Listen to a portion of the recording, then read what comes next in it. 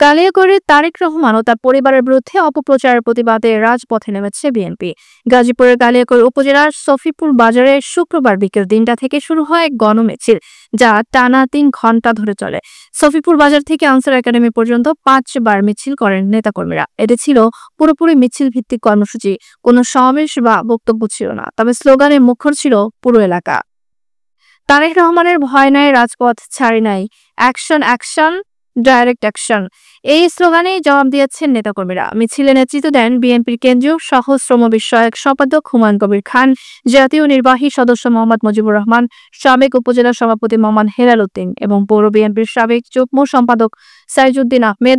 নেতাকর্মীরা বলেন, সরকারের পৃষ্ঠপোষকতায় তারেক রহমান ও বিএনপি নেতৃত্বের বিরুদ্ধে যে অপপ্রচার চালানো হচ্ছে তা উদ্দেশ্য প্রণোদিত ও ভিত্তিহীন।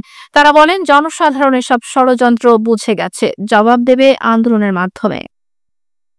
গণমিছিলটি ছিল শান্তিপূর্ণ, সুশৃঙ্খল। নেতারা জানিয়েছেন, গণতন্ত্র পুনরুদ্ধার ও ষড়যন্ত্র রুখতে আন্দোলন অব্যাহত থাকবে।